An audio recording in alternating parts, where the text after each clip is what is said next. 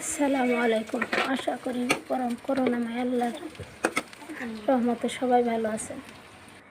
আজকে আমি আপনাদের আলু দিয়ে মুরগি রান্না করা দেখাবো।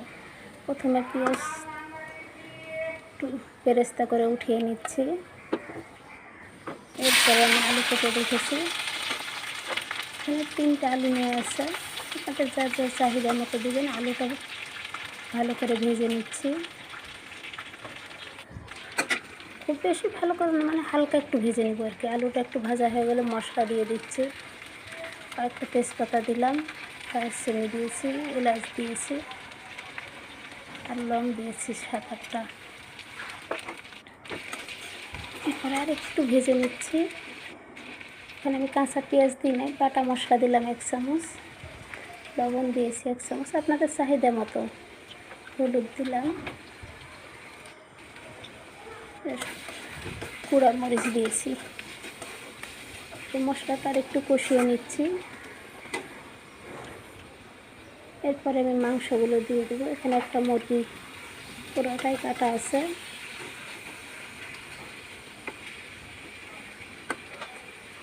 এটাতে আমি পানি দিব না, এইভাবে আস্তে আস্তে করে বারবার উল্টিয়ে কষিয়ে নেব। এখানে আমি পানিও দিই না, এখনও কাঁচা পেঁয়াজ দিই না। পেঁয়াজটা দিব আর একটু পরে দিব। ভালো করে একটু ভেজে নিচ্ছি মুরগিটা। আপনারা এইভাবে চেষ্টা করবেন।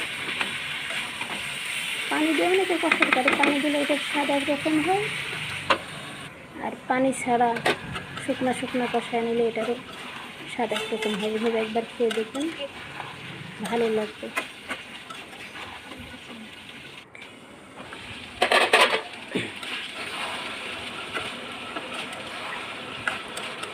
হাতে আমরা জিকির করতে পারি, লা ইলাহা ইল্লাল্লাহ, লা ইলাহা ইল্লাল্লাহ, ইয়া রাজ্জাক ইয়া রাজ্জাক, আল্লাহ রিজিক বাড়িয়ে দেবে। যখন যার যেটা মনে আসে সেটাই করবে। এবার কাঁচা পেঁয়াজ আমি অ্যাড করলাম, দিয়ে আরও কিছুক্ষণ আমি ভেজে নেব মাংসটা। ঢাকনা দিয়ে ঢেকে দিব, আবার উঠাবো একটু পর পর, যেন নিচে না লেগে যায়। জাল কমানো আছে এই সময় আমার, জাল কমে আস্তে আস্তে এটাতে সিদ্ধ হয়ে যাবে, বাড়তি পানির প্রয়োজন হবে না।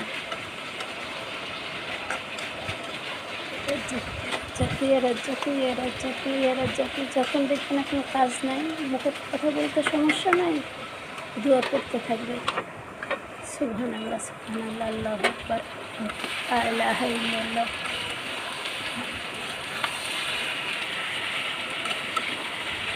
আলহামদুলিল্লাহ আলহামদুলিল্লাহ।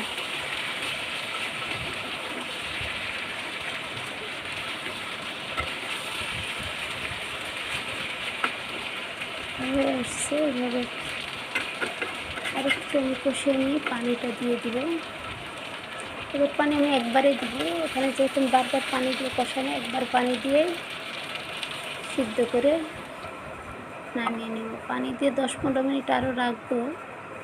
এর মধ্যে একটু করে ঢাকনা খুলে দেখবো, আর মনে হচ্ছে আর একটু পানি লাগবে, আমি আর একটু পানি দিচ্ছি। আপনারা দেখে নেবেন কেমন সিদ্ধ হতে, যতটুকু পানি লাগে ততটুকু পানি অ্যাড করবেন।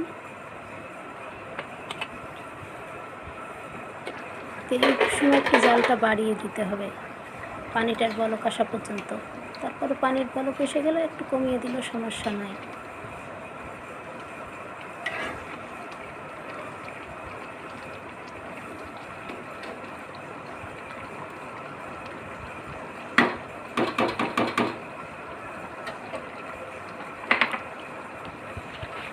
তবে মাঝে মধ্যে দেখবেন রান্না উঠিয়ে দিয়ে আবার দূরে চলে গেলে কিন্তু পড়ে যাবে, সমস্যা আছে, তখন খেয়াল রাখবেন।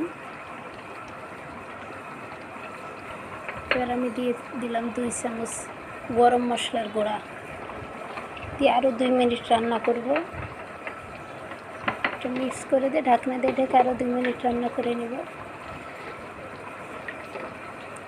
গরম মশলাটা মিক্স হয়ে যাওয়ার পরে 2 মিনিট পর আবার জিরার গুঁড়া দিয়ে দিব। এখন আমি দিয়ে দিচ্ছি, দেখেন জিরার গুঁড়া। এখানে আমার জিরা এবং একসাথে ভেজে নিয়ে গুঁড়া করা আছে, আমি সেটা অ্যাড করে দিলাম। হয়ে হয়ে এসছে। এবার আমি পেঁয়াজটা হালকা একটু চামচ দিয়ে ভেঙে নেওয়ার চেষ্টা করুন, বেরেস্তাটা, পেঁয়াজ বেরেস্তাটা। আমি এখানে একটা ঝোল অ্যাড করলাম, ঝোলটা অ্যাড করলে আমার আর একটু গাঢ় হয় পেঁয়াজটা, এই জন্যে। এবং একটা আলু দেখেন উঠিয়ে নিচ্ছি, একটা আলুও দিচ্ছি, আলুটা দিলে ঝোলটা আর একটু গাঢ় হবে, সেই জন্যে মিক্স করছি। দিয়ে ঢেলে দেব পেঁয়াজ সবগুলো। পেঁয়াজ দেওয়ার পর আরও 2 মিনিট আমি ঢাকনা দিয়ে ঢেকে রান্না করব। দিয়ে আমার হয়ে 2 মিনিট পর আবার নামিয়ে নেব। এখানে মিক্স করে দিচ্ছি, দিয়ে ঢাকনা দিয়ে আরও 2 মিনিট ঢেকে দেব।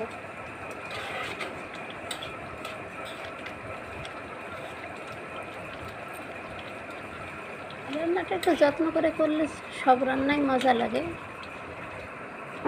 তবে এক একটা রান্নার পদ্ধতি এক এক রকম, যে যেভাবে রান্না করে একটা রান্নার স্বাদ ওই জন্য এক এক রকম হয়।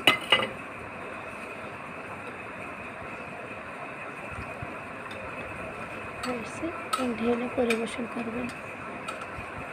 সবাই ভালো থাকবেন, আল্লাহ সবাইকে ভালো রাখুন, সবার জন্য দোয়া করবেন। আল্লাহ আপনাদের সবাইকে ভালো রাখুন, আমিন।